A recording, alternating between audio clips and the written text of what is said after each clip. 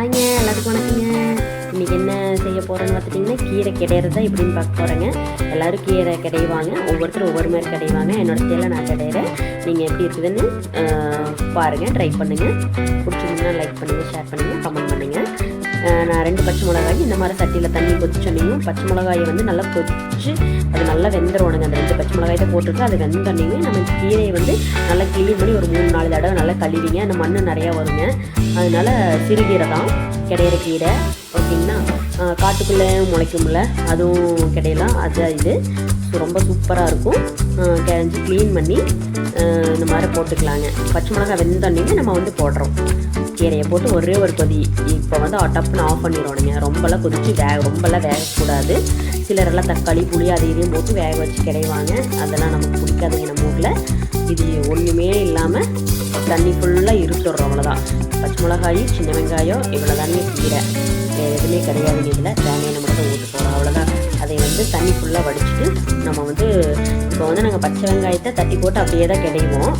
குழந்தைகள்லாம் சாப்பிட சளிப்பிடிக்கிறதுனால பச்சை வெங்காயத்தை போடாமல் நான் கொஞ்சம் லைட்டாக தாளிச்சு பண்ண போகிறேன். சரிங்களா, கடுகு போட்டுக்கலாங்க. தேங்காய் எண்ணெய் தான் ஊற்றணும், அப்போ சூப்பராக இருக்கும். கீரைக்கு தேங்காய் எண்ணெயில் தாளித்தாலும் ரொம்ப ரொம்ப சூப்பராக இருக்கும். சரிங்களா, கடுகு சீரகம் ஒரே ஒரு வரமிளகாயை போட்டுக்கலாங்க நாம.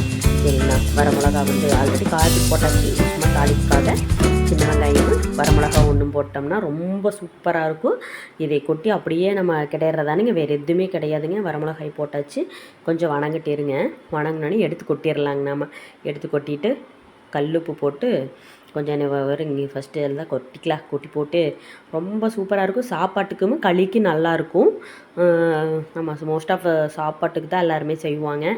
ரொம்ப சூப்பராக இருக்குங்க. அப்போல்லாம் ஈவினிங் களிக்கு தான் செஞ்சு கொடுப்பாங்க நம்ம வீட்டில். பச்சை வெங்காயத்தை தட்டி போட்டு சரிங்கண்ணா, கல்லுப்பு போட்டாச்சுங்க.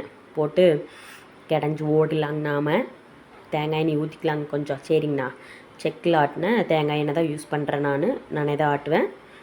பாருங்கள், கிடஞ்சிக்கலாம் நாம். சரிங்கண்ணா, கிடஞ்சி சாப்பிட்டா அவ்வளோ சூப்பராக இருக்குங்க. எங்களுக்கெல்லாம் இது கீரை இருந்ததுன்னா சைடிஸே தேவையில்லைங்க, அப்படியே சாப்பிட்டுக்கலாம். இது வேறு எதுவுமே தேவையில்லை.